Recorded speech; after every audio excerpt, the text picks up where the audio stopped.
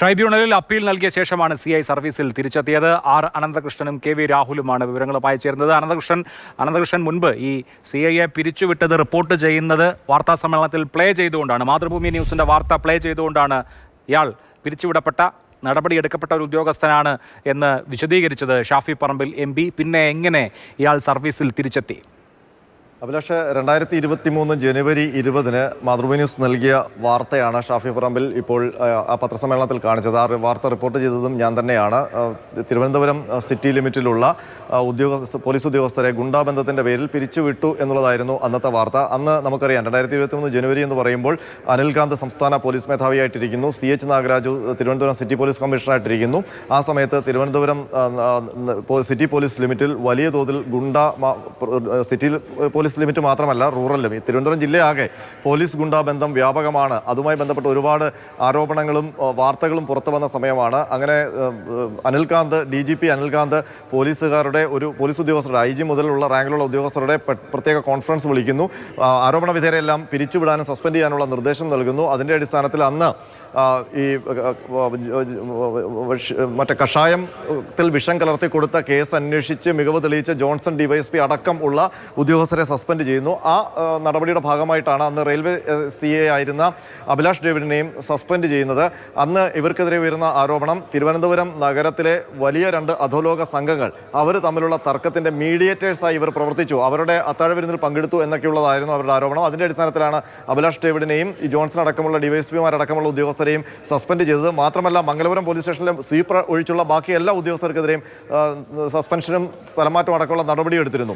അപ്പോൾ അതിന് പിന്നാലെ ഈ അഭിലാഷ് ഡേവിഡ് ശ്രീകാര്യം പോലീസ് സ്റ്റേഷനിൽ CA ആയിരുന്നപ്പോൾ ഒരു ലൈംഗിക ആരോപണ കേസിൽ വീഴ്ച വരുത്തി എന്നുള്ള ആരോപണം കൂടി ഉയർന്നു വന്നു. അതിൻ്റെ അടിസ്ഥാനത്തിലാണ് അഭിലാഷ് ഡേവിഡിനെ പിരിച്ചുവിടാനുള്ള തീരുമാനമെടുത്തിയത്. അന്ന് ആ വാർത്ത പ്രകാരം 3 ഉദ്യോഗസ്ഥരെയാണ് പിരിച്ചുവിടാൻ തീരുമാനിച്ചത്. അതിൽ അഭിലാഷ് ഡേവിഡ്, ഷെറി എസ് രാജ്, റെജി എന്നീ ഉദ്യോഗസ്ഥരെ പിരിച്ചുവിടാനാണ് തീരുമാനിച്ചത്.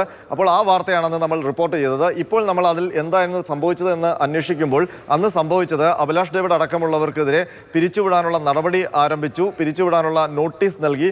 അത് ആദ്യം കാരണം കാണിക്കൽ നോട്ടീസാണ് നൽകിയത്. പക്ഷേ കാരണം കാണിക്കൽ നോട്ടീസ് നൽകിയപ്പോഴേ പോലീസിൽ നിന്ന് ഈ ഉദ്യോഗസ്ഥരെ പിരിച്ചുവിട്ടു എന്നുള്ള വാർത്തയാണ് നമുക്ക് നൽകിയത്. അതാണ് നമ്മൾ റിപ്പോർട്ട് ചെയ്തത്. ഇപ്പോൾ നമ്മൾ അന്വേഷിക്കുമ്പോൾ അന്ന് പിരിച്ചുവിടൽ മെമ്മോ നൽകി. അതിന് മറുപടി നൽകിയ ശേഷം അഭിലാഷ് ഡേവിഡ് നേരെ അഡ്മിനിസ്ട്രേറ്റീവ് ട്രൈബ്യൂണലിൽ അത് അപ്പീൽ പോയി. ആ അപ്പീലിൽ പക്ഷേ ഗുരുതരമായ ചില ആരോപണങ്ങൾ സർക്കാരിനെതിരെ ഉന്നയിക്കാവുന്ന രീതിയിലുള്ള ഇടപെടലുകൾ ഉണ്ടായി എന്നാണ് ഇപ്പോൾ മനസ്സിലാക്കാൻ കഴിയുന്നത്. കാരണം അഭിലാഷ് ഡേവിഡിന് അനുകൂലമായൊരു സ്റ്റാൻഡാണ് അഡ്മിനിസ്ട്രേറ്റീവ് ട്രൈബ്യൂണലിൽ സർക്കാർ എടുത്തതെന്നാണ്. കാരണം പിരിച്ചുവിടേണ്ടത്ര കുറ്റം അയാൾ ചെയ്തിട്ടില്ല എന്നുള്ളൊരു സ്റ്റാൻഡ് അഡ്മിനിസ്ട്രേറ്റീവ് ട്രൈബ്യൂണൽ എടുത്തു എന്നാണ് നമുക്കിപ്പോൾ മനസ്സിലാക്കാൻ കഴിയുന്നത്. അതിൻ്റെ അടിസ്ഥാനത്തിൽ അഭിലാഷ് ഡേവിഡിനെ റീഇൻസ്റ്റേറ്റ് ചെയ്യാൻ അഡ്മിനിസ്ട്രേറ്റീവ് ട്രൈബ്യൂണൽ ഉത്തരവിട്ടു.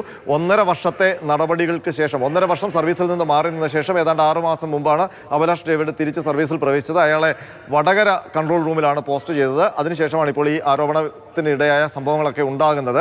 ഏതായാലും പിരിച്ചുവിട്ടുവെന്നാണ് അന്ന് പറഞ്ഞിരുന്നത്. പക്ഷേ അന്ന് പിരിച്ചുവിടൽ മെമ്മോ മാത്രമാണ് നൽകിയതെന്നാണ് ഇപ്പോൾ നമുക്ക് മനസ്സിലാക്കാൻ കഴിയുന്നത്. അന്നത്തെ ഒരു പക്ഷേ അന്നത്തെ ഗുണ്ടാ പോലീസ് ബന്ധമൊക്കെ വലിയ ചർച്ചയായപ്പോൾ ഒരുപക്ഷെ മുഖം രക്ഷിക്കാൻ കൂടിയാകണം പിരിച്ചുവിട്ടു എന്നുള്ള നിലയിലേക്ക് കാര്യങ്ങൾ അന്ന് പോലീസിൽ നിന്ന് അത്തരം ഒരു വിവരം നമുക്ക് നൽകിയത്. അതിൻ്റെ അടിസ്ഥാനത്തിലാണ് പിരിച്ചുവിട്ടു എന്നുള്ള വാർത്തയൊക്കെ നൽകിയത്. അഭിലാഷ്, ആനന്ദകൃഷ്ണനിലേക്ക് വരാം. KV രാഹുൽ കൂടിയുണ്ട്. രാഹുൽ, ഷാഫി പറമ്പിൽ ഉന്നയിച്ചിരിക്കുന്ന കാര്യങ്ങൾ രാഷ്ട്രീയ ബന്ധമുള്ള ഉദ്യോഗസ്ഥനാണ് ഈ അഭിലാഷ് ഡേവിഡ് എന്നതുകൂടിയാണ്. വഞ്ചിയൂർ ഏരിയ കമ്മിറ്റി ഓഫീസിലെ സ്ഥിരം സന്ദർശകനായിരുന്നു, മുൻപ് ഇടതുപക്ഷ പശ്ചാത്തലമാണ് ഇയാൾക്കുണ്ടായിരുന്നത് തുടങ്ങിയ കാര്യങ്ങൾ കൂടി ഷാഫി പറമ്പിൽ ഉന്നയിക്കുന്നുണ്ട്.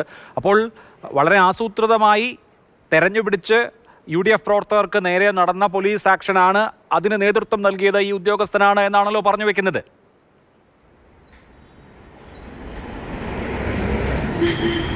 അഭിലാഷ്, ഷാഫി പറമ്പിലിൻ്റെ വാർത്താ സമ്മേളനത്തിന് ശേഷം ഈ ആരോപണ വിധേയനായ അഭിലാഷ് ഡേവിഡിനെ ഞാൻ ഫോണിൽ വിളിച്ച് സംസാരിച്ചിരുന്നു. സർവീസിലിരിക്കുന്നത് കൊണ്ട് മാധ്യമങ്ങൾക്ക് മുൻപിൽ പരസ്യമായി സംസാരിക്കാൻ കഴിയില്ല എന്നാണ് അദ്ദേഹം പറഞ്ഞത്. അദ്ദേഹം പറയുന്നത് തനിക്കെതിരെ പിരിച്ചുവിടൽ നടപടി ഉണ്ടായിട്ടില്ല, മറിച്ച് സസ്പെൻഷൻ മാത്രമായിരുന്നതാണ്. ഒപ്പം ഷാഫി പറമ്പിൽ പറഞ്ഞതുപോലെ ഷാഫി MP മർദ്ദിച്ചത് താനല്ല, ഈ സംഘർഷമുണ്ടാകുന്ന സ്ഥലത്ത് അല്ല ഡ്യൂട്ടിയിലുണ്ടായിരുന്നത്, ബസ് സ്റ്റാൻഡ് പരിസരത്താണ്. അതായത് ഇവിടെ നിന്ന് ഒരല്പം മാറിയാണ് താൻ ഡ്യൂട്ടി ചെയ്തിരുന്നത് എന്നുകൂടിയാണ് അഭിലാഷ് ഡേവിഡ് പറയുന്നത്. അങ്ങനെയെങ്കിൽ MP പറഞ്ഞ കാര്യങ്ങളൊക്കെ ഇപ്പോൾ ഈ ഒരു ഘട്ടത്തിലും നിഷേധിക്കുകയാണ് അഭിലാഷ് ഡേവിഡ് ചെയ്യുന്നത്. അന്ന് പേരാമ്പ്രയിലേക്ക് ഇതുപോലെ സംഘർഷ സാധ്യത ഉണ്ടായതുകൊണ്ട് റൂറൽ പരിധിയിൽ നിന്ന് എല്ലായിടത്തു നിന്നും പോലീസ് ഉദ്യോഗസ്ഥരെ വിളിച്ചിരുന്നു. തന്നെയും അങ്ങോട്ടേക്ക് വിളിച്ചു കൃത്യമായി ഡ്യൂട്ടി കിട്ടിയത് പേരാമ്പ്ര ബസ് സ്റ്റാൻഡ് പരിസരത്താണ്. അവിടെയല്ല ഈ സംഘർഷം ഉണ്ടായതെന്നാണ് അഭിലാഷ് ഡേവിഡ് നമ്മളോട് ഫോണിൽ വിളിച്ച സമയത്ത് പറഞ്ഞിട്ടുള്ളത്. പക്ഷേ ദൃശ്യങ്ങൾ സഹിതമാണ് ഷാഫി പറമ്പിൽ MP വാർത്താ സമ്മേളനം നടത്തിയത്. ഈ സംഘർഷത്തിൽ മൂക്കിന് 2 പൊട്ടലേറ്റ് ആശുപത്രിയിൽ ചികിത്സയിൽ കഴിഞ്ഞ് ഡിസ്ചാർജായി പോയതിനു ശേഷം ആദ്യമായാണ് ഇങ്ങനെ ഒരു വിശദമായ വാർത്താ സമ്മേളനമായി അല്ലെങ്കിൽ മാധ്യമങ്ങൾക്ക് മുൻപിൽ ഷാഫി പറമ്പിൽ വരുന്നത്. ആദ്യമേ തന്നെ ഷാഫി പറഞ്ഞൊരു കാര്യം, ശബരിമല സ്വർണ്ണക്കൊള്ള അതിൽ നിന്ന് ശ്രദ്ധ തിരിക്കാൻ വേണ്ടി ബോധപൂർവം കൃത്യമായ അജണ്ടയുടെ അടിസ്ഥാനത്തിൽ CPM-ന്റെ നിർദ്ദേശം രാഹുലിലേക്ക് മടങ്ങിയെത്താൻ